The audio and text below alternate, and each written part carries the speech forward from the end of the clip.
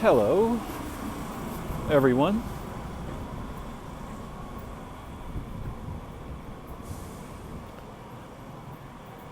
Welcome.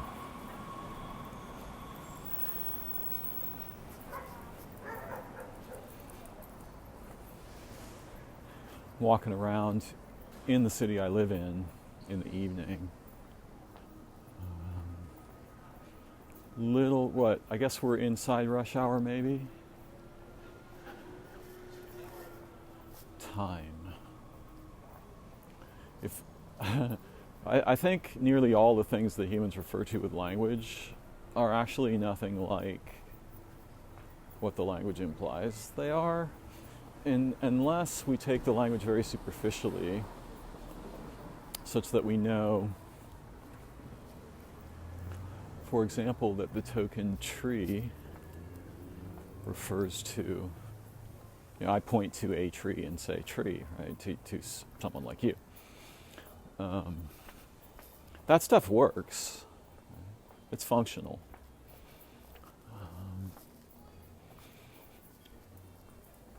And that's the basis of representational cognition, and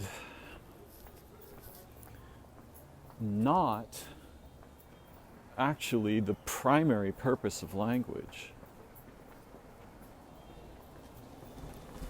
In a way, if we're to try to understand the primary purpose of language, one of the first things that comes to mind for me, and this is without having thought about it for more than 10 seconds, it's primarily to structure behavior.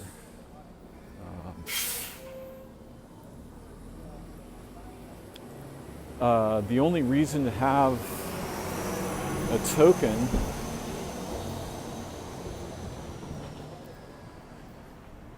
to point at a tree with is if we wish to draw attention to something. And there's, it's pretty utilitarian from there.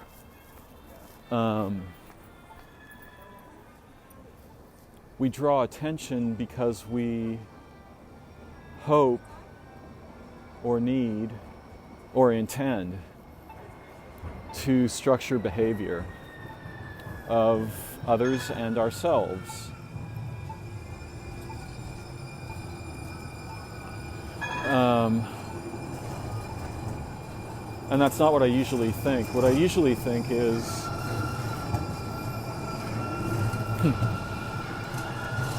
actually one of the things I was thinking just before I started recording this, and thank you for bearing with me through the passing of the train.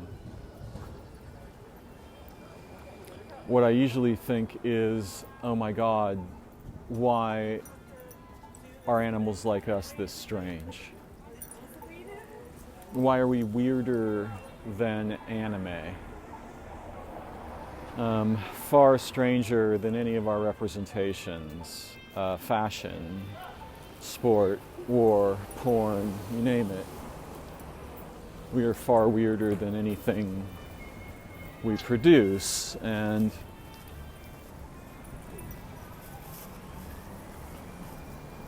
we create and maintain like a 19-story building of different layers of representations on top of reality. And we do this all the time and think of it as de rigueur. This is how it is to be ordinary. This is how it is to be human. This is what we do.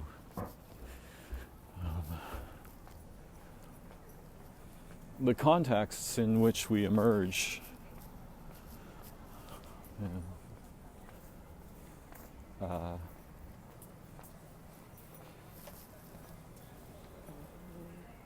were our journey beginning to some degree with our parents, but also with the origin of time-space and the galaxy and the solar system,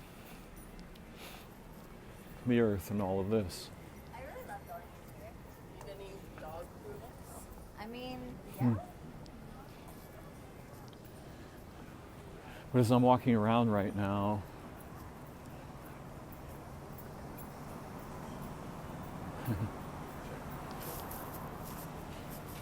The human animals,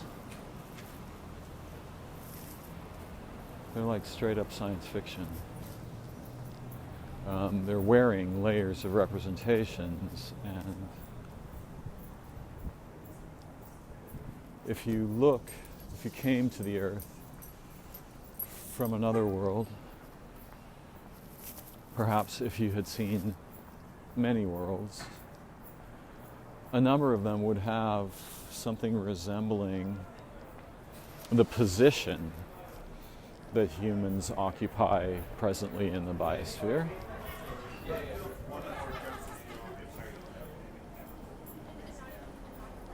I'm not sure. I suspect this to be so, though. And I usually think as though it is. That there are many other worlds where there is one, or possibly, evolutionary biologists will say no, not possible, but one or two, or perhaps three, distinct forms of representational cognitive.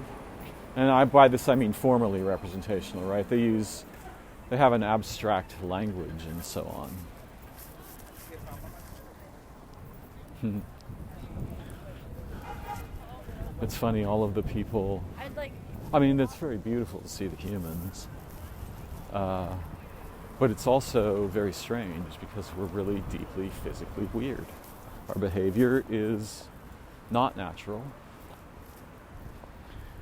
We behave primarily according to complex layered signaling arrays, some foundational, some superficial,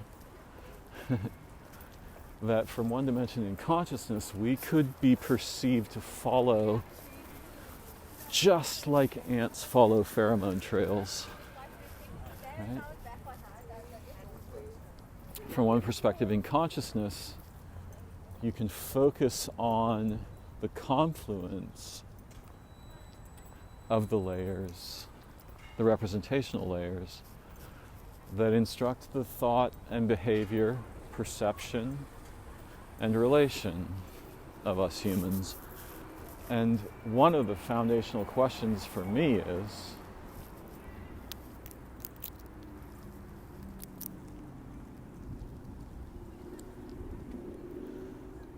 is this bird injured or is it just hungry?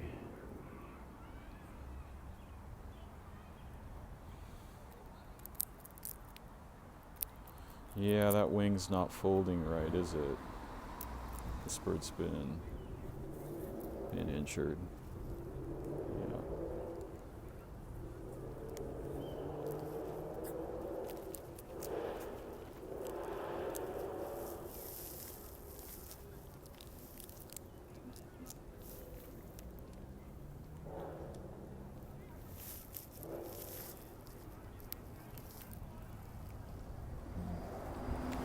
So one of the foundational questions kind of goes to the question of the existence of evil.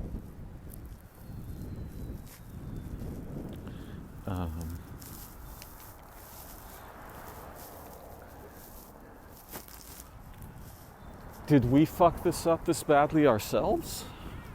Right? Is this all us? Is it all on us?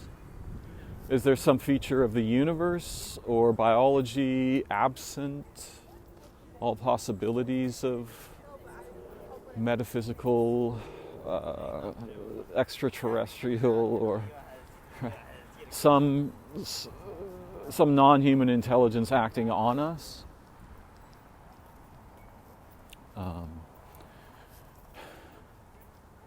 Where is the flaw in the beautiful crystal of our precious and tragic humanity?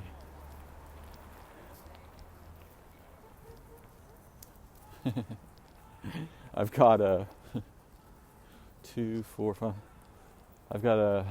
an escort of ravens at present, and I'm sure that walking down the street, people would think, like, is this guy taking his birds for a walk? Because they're actually just, for a while there, they're just, they're doing what comes naturally to them.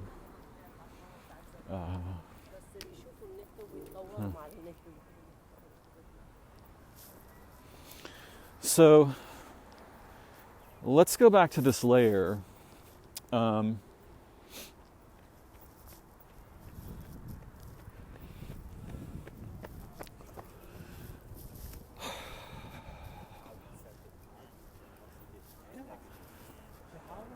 Darren Brown is fundamentally, what I would say is that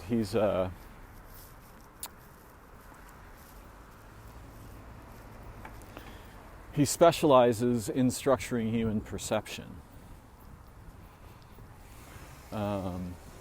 intentionally forging it into shapes he can easily manipulate to grand effect.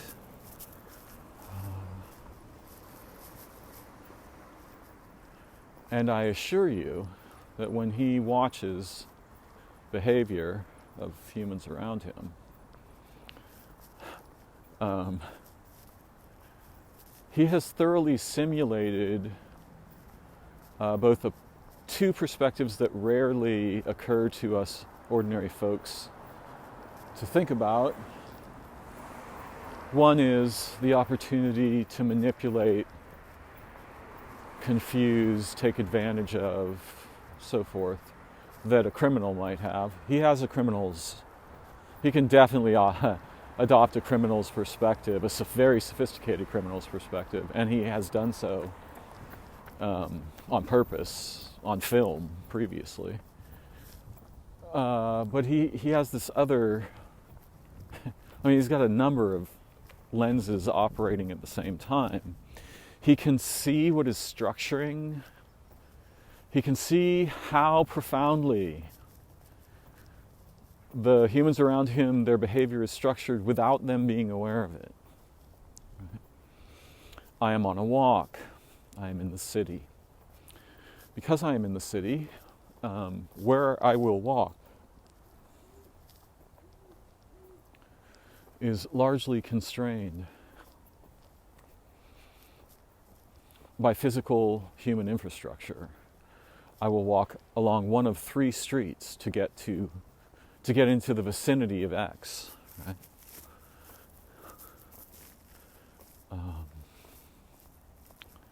There will be traffic on those streets. It is a certain time of day. The city's a thriving map of little train tracks that humans go back and forth across all the time, every day, on a schedule. If you happen to see someone at the corner of, Parnassus and Cole on Tuesday at 6:23 p.m., there's a very good chance you will see them there on Wednesday, and an even better chance that you'll see them there on the next Tuesday, right around 6:20. We are following, in consciousness and behavior, an array of protocols that are so constrictive that if we could properly perceive them from outside them, we would see that most of our liberty is missing in action most of the time.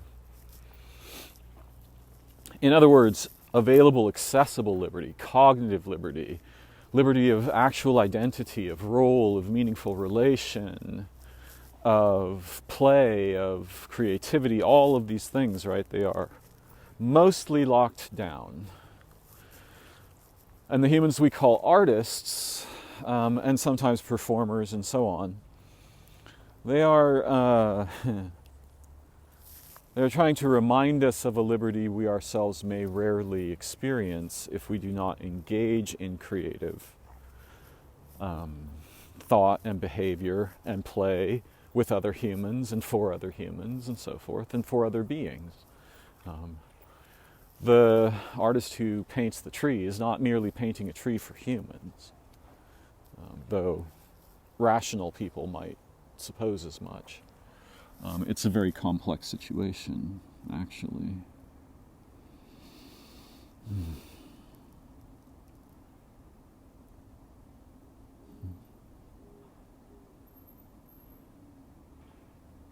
Right now my belly is resting against a tree I adore, a tree I've long known,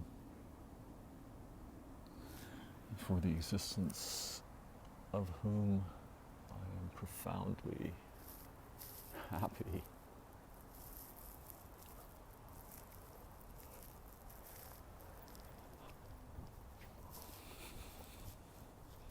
We teach our children, our children learn from us by observing us.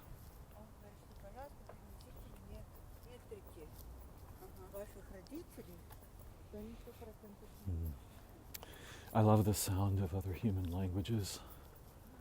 I love living in a place where I hear many of them.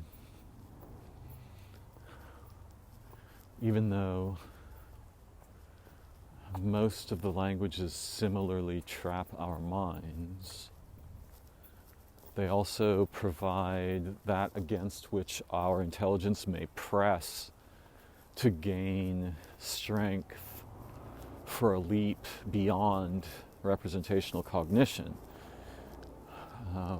And in case it isn't obvious, the moments of glory in sports or in film or in art, the expressions of profound, superhuman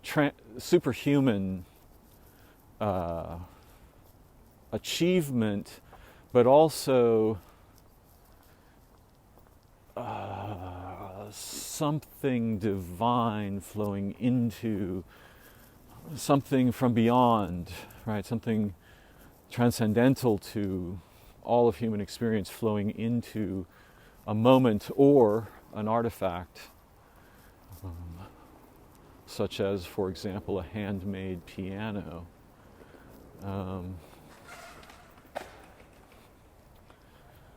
Or more simply, a pot, right? A clay, something we've made from clay. But I am here thinking of things made by hand. And one could argue, well, everything's made by hand because machines are made by hand. Not the same thing. I get the idea. Yeah, I get the comparison. Not the same thing. So, I'm walking on paths. They're paved. I could try to select the non-paved paths. When in the gardens, one of my friends prefers to do that. I don't have a problem. But through the city, it's going to be tough to do that. And what I'm suggesting is that there's 15 layers of similar behavior going on in our cognition all day, every day. We think we have freedom of thought. What we have is you can choose between these train tracks or those ones. Both will cost you dearly. Neither will deliver you to a meaningful destination most of the time. Occasional, you might squeeze out an occasional win, which would mean liberty, insight.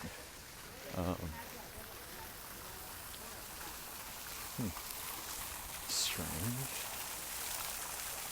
Fountain is acting very weirdly.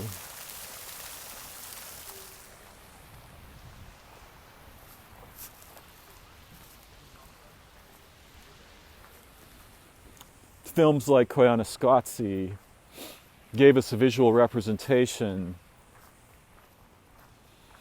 of human behavior, of localizations of human behavior over time, and we could see from that perspective very clearly that, generally speaking, the humans are following something quite explicitly, right?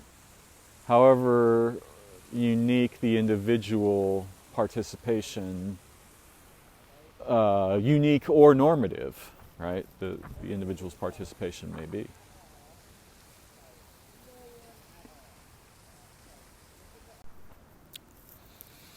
I like to think that, yeah, see that's actually the whole problem right there. I like to think.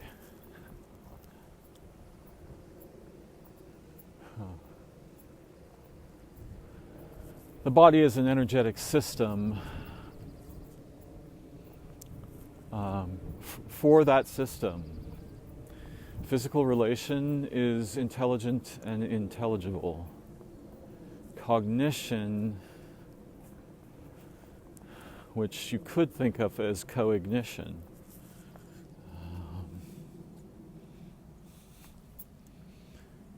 is different.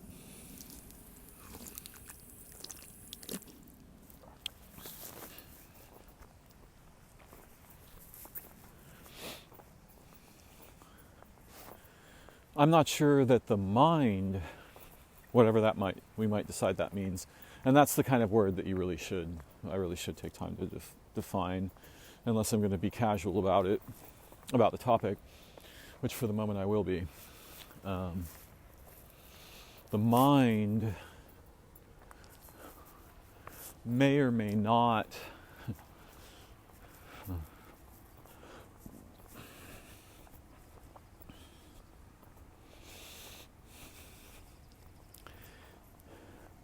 I wouldn't be surprised to discover that humans have the ability to move the location, the perceived or considered location of the mind around in the body.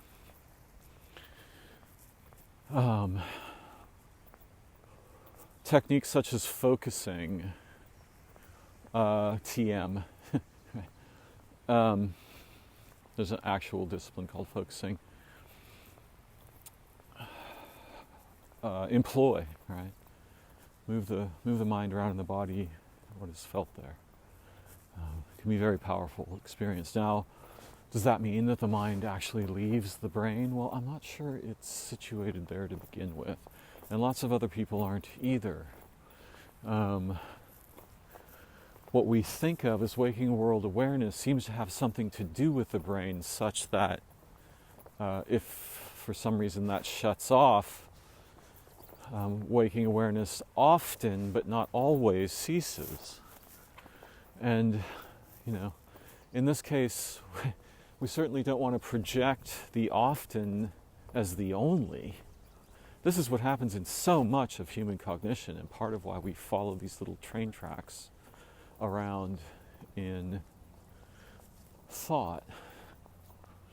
I began to say that I like to think, and it wasn't my goal to remark on my affinity for cogitation. Rather, it was my goal to say that I like to think I'm capable of seeing outside some of the cages that we build and maintain and obey together. And I also like to think that I don't just do that as a some kind of ironic exercise of some proficiency I may or may not have, or may or may not have some degree of. No, I like to think that I engage that way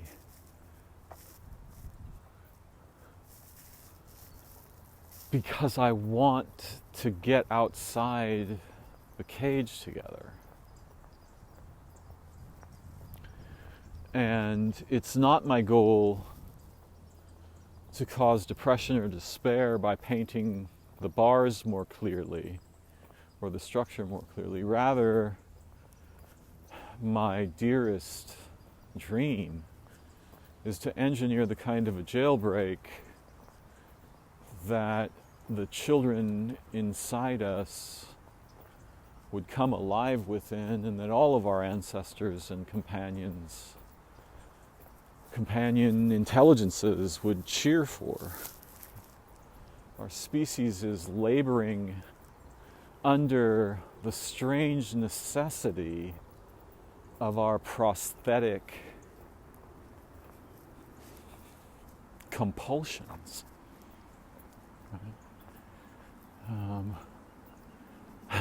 There's a couple of animals in nature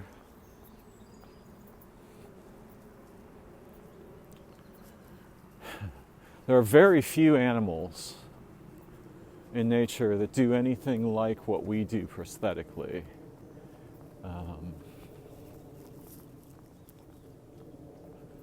And I guess if we were to survey many worlds and we saw the development of representational cognitive species, most of them would probably eventually develop an appendage capable of manipulating something like a tool with a fine degree of accuracy. Though I can imagine that animals can adapt really well so that even if you can't use a tool with a great degree of accuracy, you can still probably manage to produce many different kinds of tools and prostheses.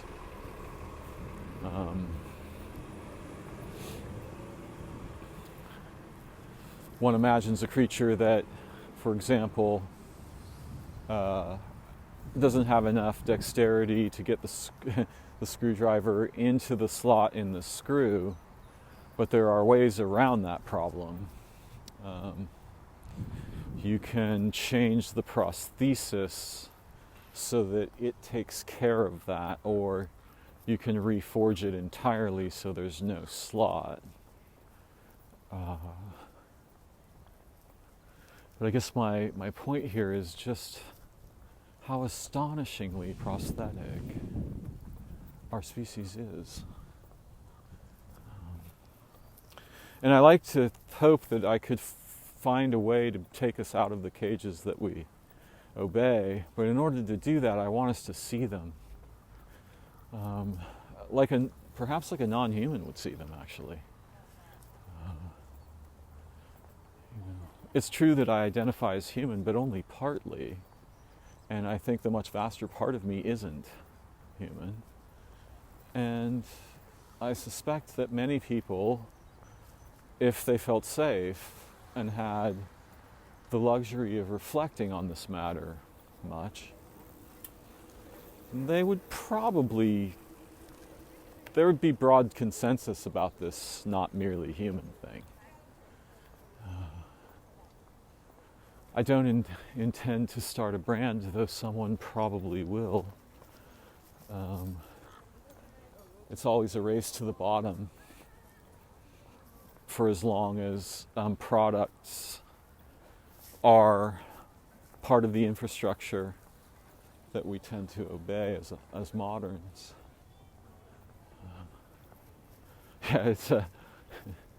It's an infinitely self-accelerating race to ever new lows. As the towering irony of modernity approaches the tipping point, and then actually does tip, but it tips into dimensions we might not be paying attention to. It could be that the nature of apocalypse is little mini apocalypses all over before a big one comes. You might think of some sort of gambling situation where the gamblers decide not to bet on who gets elected president. In fact, they just take all bets off the table, right?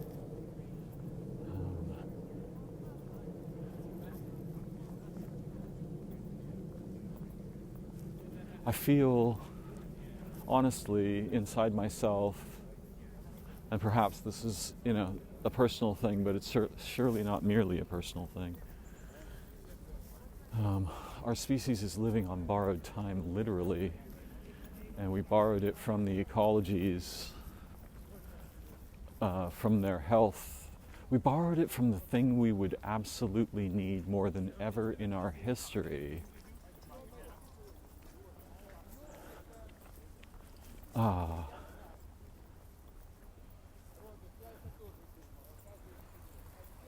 At this particular time.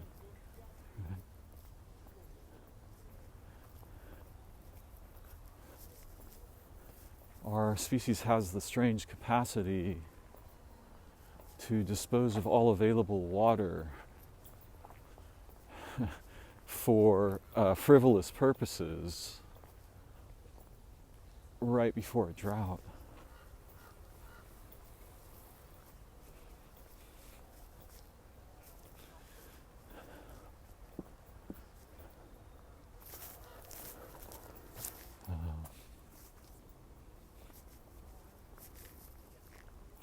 And there are many peoples who do not do this, right? This is not a feature of the Bedouins who live in the Sahara Desert, for example. In fact, such people are probably intimately, generally speaking, they're probably intimately aware of their dependence on each other for life, soul, food, water, shelter, protection, all kinds of things. So they function as, a single organism with unique members inside it or something. The one thing you will never see them doing probably is anything resembling the wanton waste of water. But I didn't just mean the water, I meant that whatever the hell is going on around us at this moment, and I strongly suspect it's the recursion of a vast collection of misbehaviors over long periods of time by our species at the group level. Whatever the hell is going on, there's weather, right? Like there's solar weather, there's all kinds of layers of weather, not just the planetary stuff. And if before a significant storm you burn up all your boats to I don't know what, defect to make booze with, right? Then when the storms come, no one will be able to float.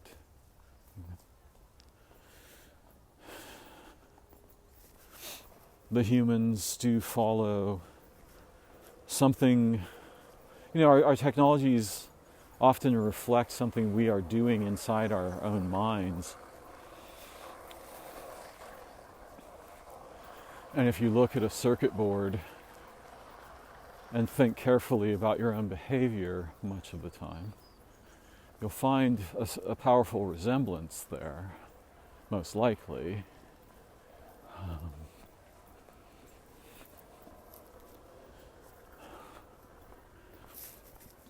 As if when we compose material objects technologically, it's not that we resemble the objects, right? The precedence is on us. The objects resemble things we do inside and relationally and so forth. But yeah, it's as if there's a couple layers. Our circuit boards are often multi-layered these days. So yeah, what I'm talking about is the structure in those layers that the humans obey unconsciously until and unless they are given a taste of something outside it, not merely told about it. If you give them a taste of life beyond the circuit board, and mind beyond the circuit board, and behavior outside the circuit board, identity outside the catalog that we are presented with by human culture, they usually want a lot more. I know I do. Any glimpse I've ever gotten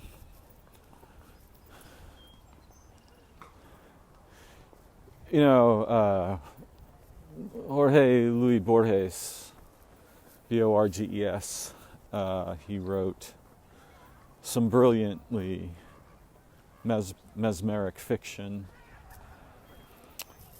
and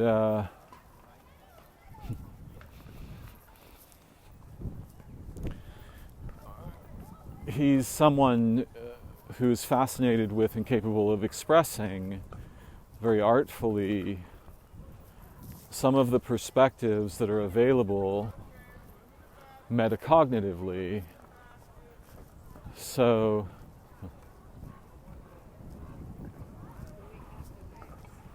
he imagines for example, perhaps a book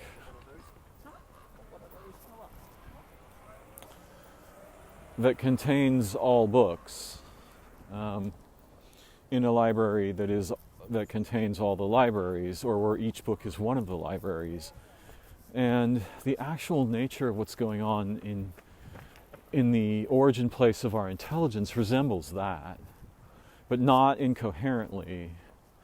It recursively restructures itself moment to moment to produce coherent transit between states, right? And what we're trying to do with language is mostly structure human behavior. But in order for us to remain intelligent under the influence of such a force, we must intelligently unstructure the language too. There's got to be something that pushes back and even decomposes the complex structured fossilizations of thought and consciousness, ideation and relational games like courtrooms or wars that we inherit when we take up a human language such as French or Portuguese. The Asian languages, which I cannot speak confidently about, are different.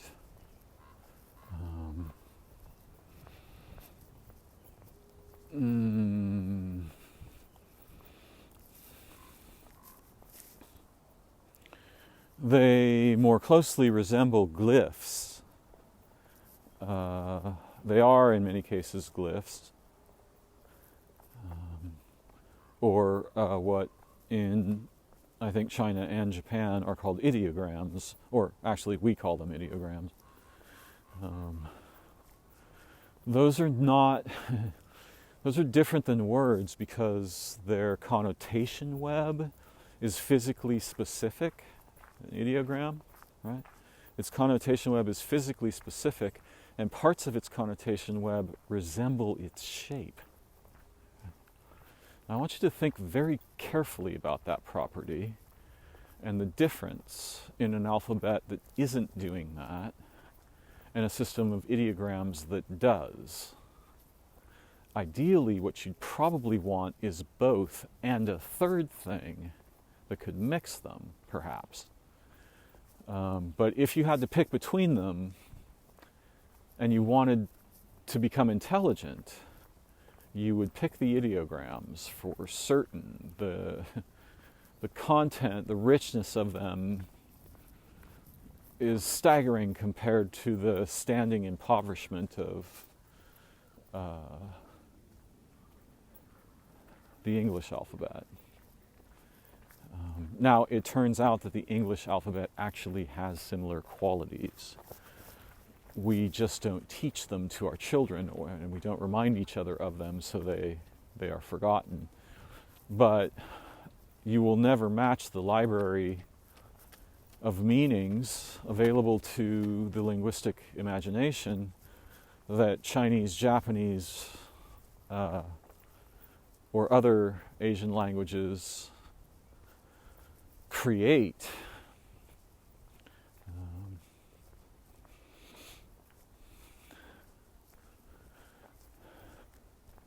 It may be that the alphabets, the modern alphabets, will go away too. I'm not sure. It's conceivable.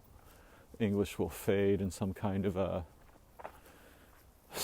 I mean, one thing I can envision is a sort of metalanguage that's a combination of ideograms, geometric principles, and mathematical principles, which I'm fairly sure is probably the common situation among advanced non-human intelligences, if they're using, if they have any need of symbols at all, right? If they have any need to, which they may not. they would probably have something like metalanguage. And it could, I think it's very likely actually, that certain terrestrial organisms are employing something resembling a metalanguage relationally, and perhaps even physically.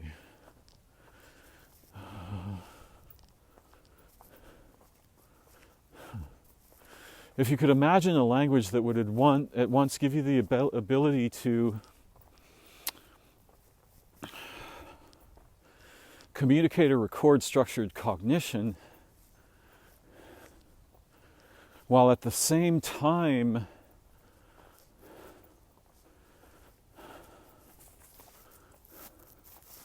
conveying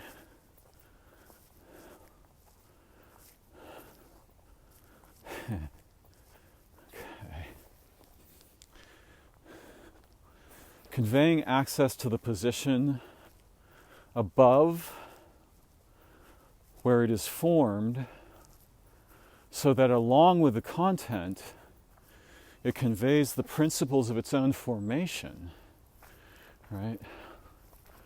This would be like English including, crazy thing is it probably does this, we just can't see it usually.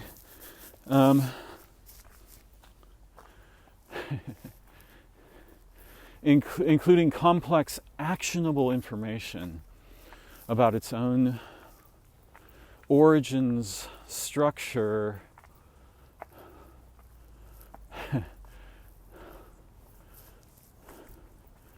and escape routes, right? How do you go above this?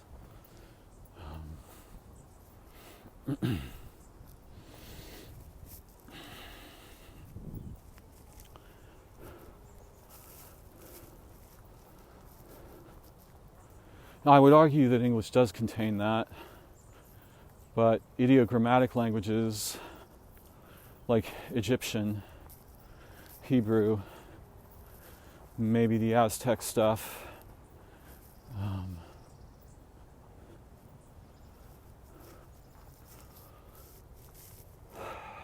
they have such a radically they have multiple domains of connotative content, associative content, right? So that if you see, and I can't speak confidently about this, but if you see an ideogram for a specific fruit, maybe it's a plum, it would have many associations.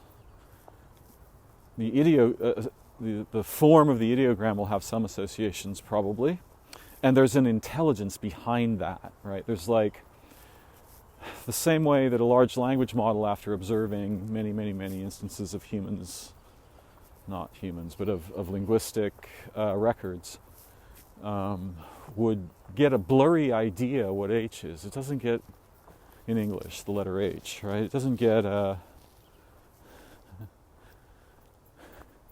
if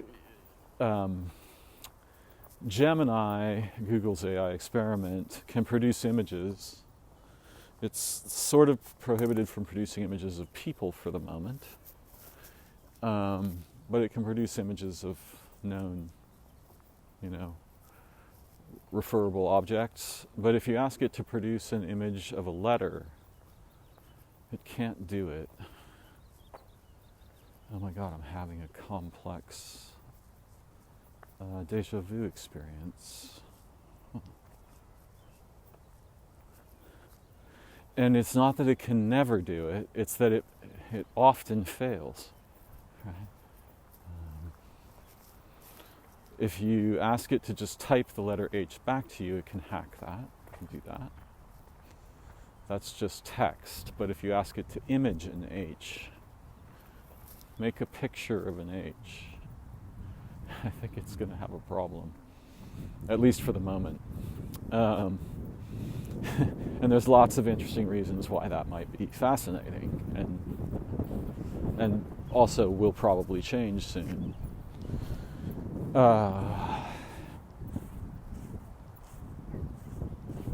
Yeah, imagine a language that teaches you about its structuring principles with every use in a way that you can be conscious of, while also delivering a superposition above those principles so that you can discover better ones every time you use language at all.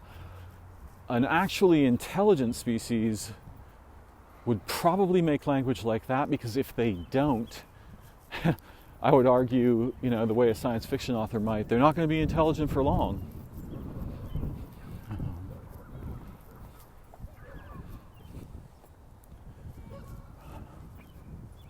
And consciousness itself may end up having some... In fact, it's probably impossible that it doesn't. I guess what I'm trying to say is that it seems likely that consciousness and language are both children of a similar origin, right? And so they mutually bear the imprint of this origin in their structure. But I still want to know, and I have some sketches and ideas and such, but I really want to know more or less definitively, did the humans get this confused by themselves, or did they have help, right? How did they get this weird? And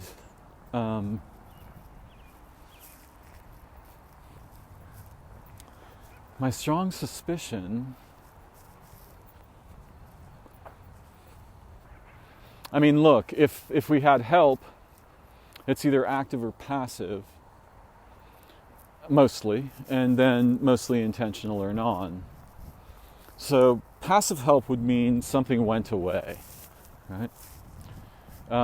You can imagine the wild child, lost in the wilderness at 4, never unrecovered until 14, 15, raised by dogs and such.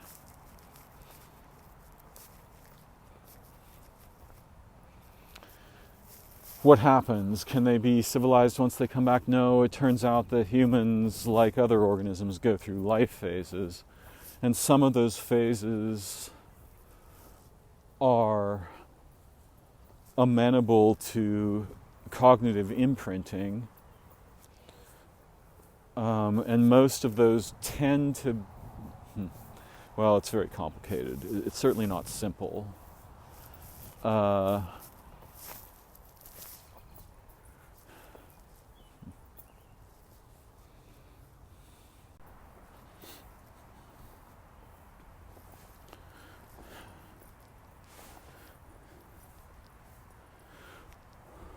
There's lots of sort of bonus questions in this area. There's Easter eggs hidden inside the way we formulate questions. In fact, the prescient reformulation of a question is often vastly more useful than an answer. Most of representational cognition as it exists on Earth today can be divided sort of into 3 categories.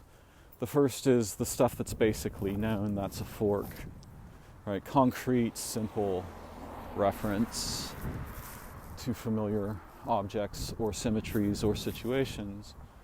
But like the assumption of nounness, that's almost certainly wrong. So you can learn a great deal by simply thinking that identity is more about verbs than it is about nouns. And that relation and so forth, right? There are fundamental delusions underlying much of how we are trained to think, particularly in a situation where profit, like motivations that are fundamentally wrong.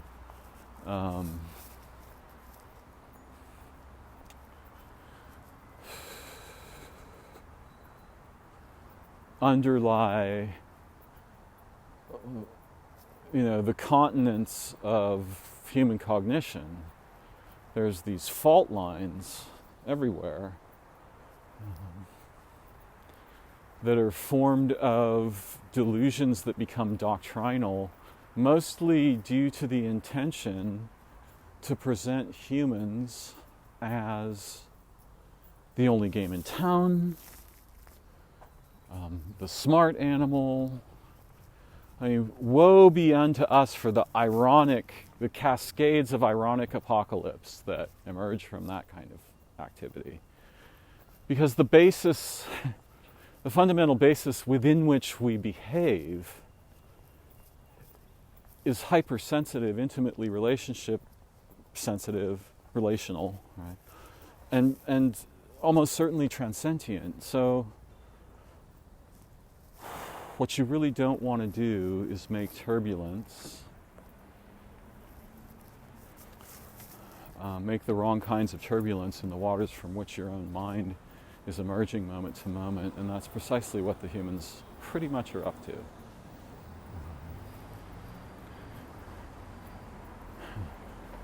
We probably don't need anything resembling the degree of prosthesis we practice to survive in nature. But if we're not extremely careful, and we won't be, because there's nothing guiding the we. That we thing is literally like a headless horseman.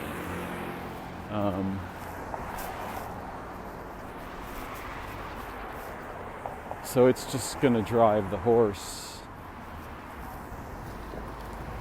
everywhere.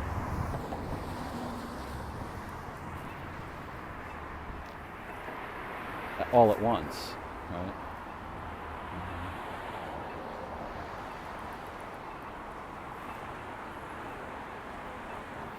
A moment.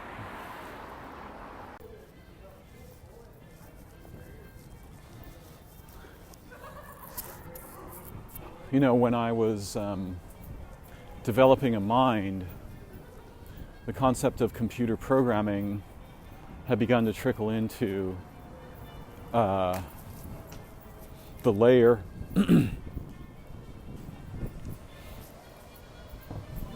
in which I was developing, to the degree that I became fascinated with the concept, right?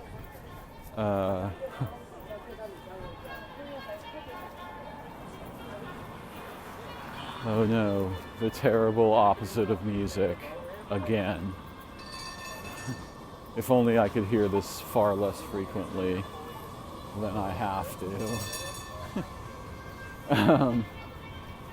Yeah, it's kind of mind-wrecking.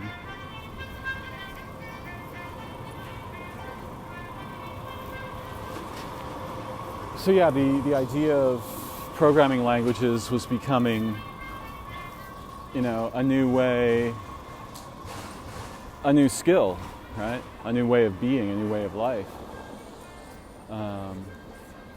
And I learned a couple.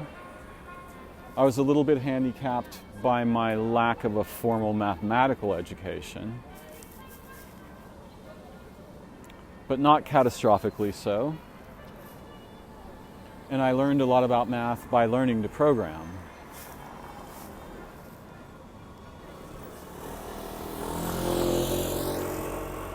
Programming, and I'm certainly not recommending it at the moment. That skill could be on its last legs, conceivably. I'm not really sure yet, due to the onset of large language models and so on. But programming was a behavior that one could do that would generate a direct encounter with metalanguage. This is language that causes events, right? Remember I said earlier that one of the most important features of language is that it structures human behavior? So I want you to imagine for a moment, what is it that is meta to programming languages but resembles them in the sense that it structures biology, cognition, all of these things, yeah, around us. It's not, it is neither purely formal nor is it purely informal. It's a mix of formal and informal strategies of different kinds, perhaps, but actually I don't know what it is, to be very clear. I can imagine things about it, but it does seem to exist. Those who may make some claim, often of a metaphysical nature, they have seen into the essence of things. It is not uncommon to hear from such people, some of them mad, some not, some of them absolutely lucid, that it's as if there's a language above language that is itself intelligent. Right? Like, imagine symbols that were themselves intelligent and not merely intelligible. In the interim, I was in a restaurant preparing to pick some food up, and I was listening to three men discussing a chapter from one of Ibn Arabi's books, the name of which I cannot easily recall, as it is not in a language that I speak, so I would have to remember it syllabically rather than linguistically. But they were talking about Arabic and as a language and trying the complexity of any attempt to understand the kind of writing that Arabic produced. And certainly what they are implying is that it is a complex array of metalinguistic simultaneities, right? Its surface looks like ordinary language, but it's got like 7 other layers, because in Arabic, as in Hebrew and Aramaic, you have the incredible sophistication. There must have been some language common to all those people, but the incredible sophistication of the alphabet by itself is profound, because the letters have meanings, and more complicated still, the letters have spellings, right? So in Hebrew, for example, I know enough to know this, Aleph is the letter Aleph, so it begins with itself, as perhaps nearly all of the letters do in Hebrew, although I haven't examined that yet, so formally. Aleph, Lamed, Pei. And it's only very slight, it's basically the same in Arabic. And Aleph has a number of imagistic associations or form associations. For example, ox, as in oxen.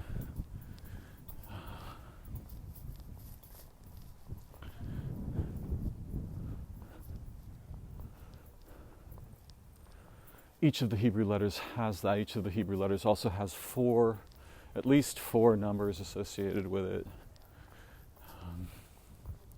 which I will not here explain, but you can easily discover through some research. Now, English is based on these chunks, which we can call by various names, phonemes perhaps. Most of these chunks were borrowed from other languages such as Greek and Latin. But in Hebrew or Aramaic or Arabic, there's no such borrowing. It is what it says, in a way. And the words are based on what are often referred to as triconsonantal roots. These are a collection of three consonants brought to life, we might say, by the inclusion of specific vowels. The motion or spirit energy letters, which for a long time weren't written.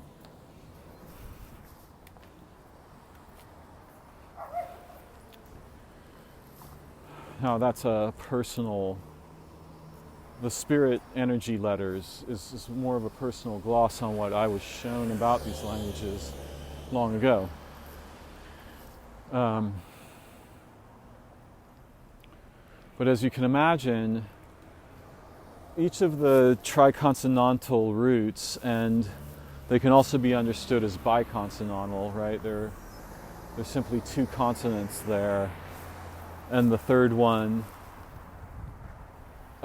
is we might think a later addition.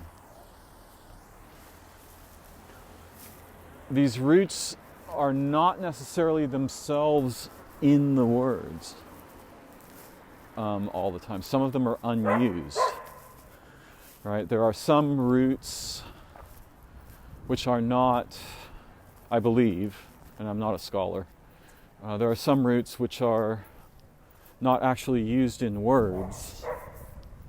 What is their function?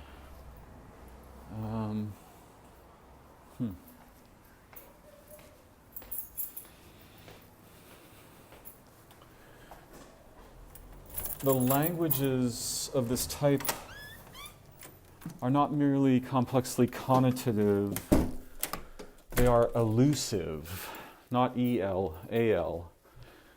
They allude to and imply complex relationships between features of identity, origin, nature, structure, homonymy, synonymy, punning, all of the peculiar figures that are possible in a spoken language. So their languages are very different from ours and are, in a sense, metalinguistic to the relatively crude and perhaps seemingly primitive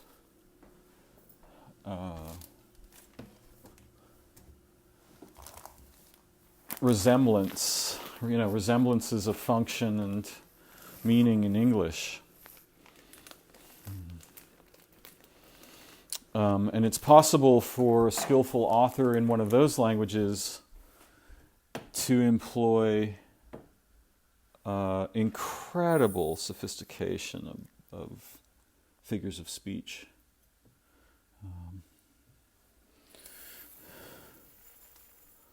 In a sense, from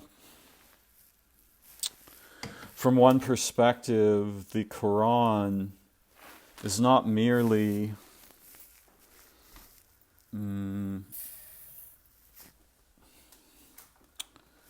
a religious text, or quote the word of God, unquote, or the words of the prophet.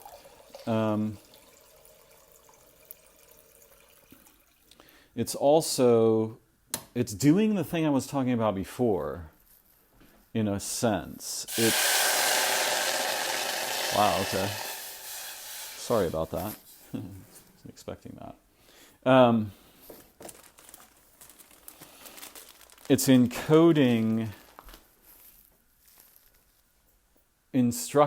encoding how the language is to be used and understood. It's a little bit metalinguistic as a document. One might think of it as not merely the primer for the proper use and speech of Arabic, but that to which all Arabic speaking and writing is compared. And since there's the central codex, right, there's no such thing in English. the closest thing in English might be the Bible, but the Bible doesn't have the same breadth of authority or prescription, showing how to speak, that the Quran does. So there are human examples of metalanguage, and programming languages are particularly trippy and amazing and worthy of careful study and understanding. Not the least because they're about to deliver a potentially apocalyptic technology to our species and the history and future of life on our planet.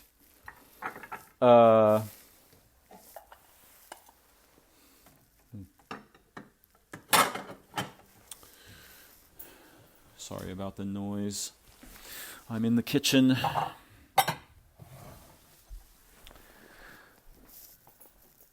Imagine, when we read religious texts,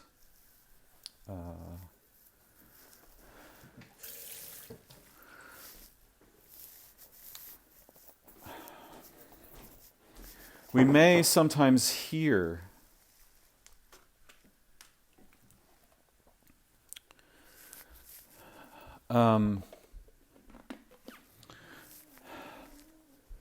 the whole idea of magic, right, is a kind of speech that restructures reality in its image, right? It tells reality what to become.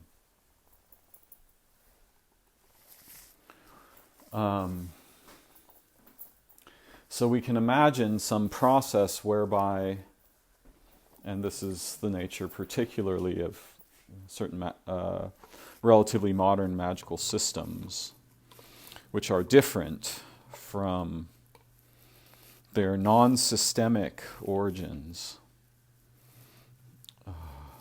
which lay mostly more in relation and focus rather than in, for example, symbols, the pentagram and so forth. By the time you start getting symbols, clearly something's gone bad, because you now have to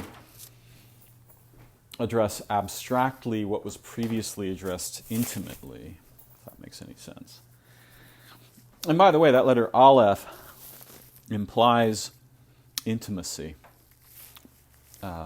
familiarity, but also firstness, power. One of the men I was listening to said it is understood in Arabic that the letter stands for, I guess this is kind of a joke, but it's not lost on me, actually. It stands for what it stands for. It stands for the opposite of what it stands for, or it may, right? Your usage will determine whether it stands for what it is what it says, or it is the opposite of what it says, or, and this is the hilarious part, it has something to do with a camel. And that last part is a joke that falls flat for many Westerners, but you can imagine that if in the desert you need to go somewhere, right?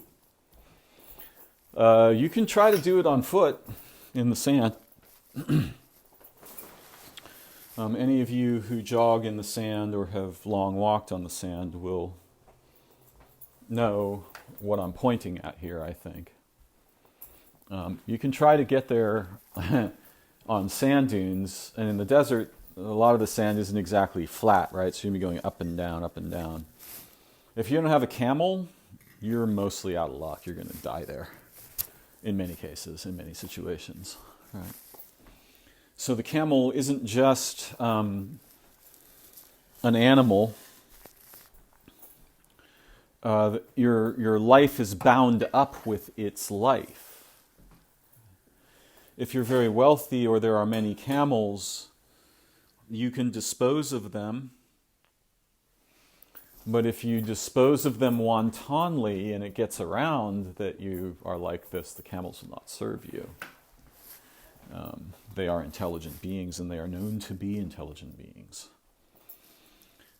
So, in a sense, the joke about the camel is that the language itself is our camel. We must revere and understand and care for it, or surely we shall perish.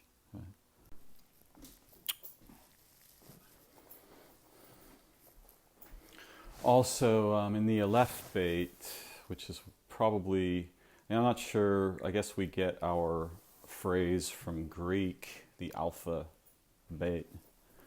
But these two sounds are the same in very similar, right? Sequence and word and meaning and so forth.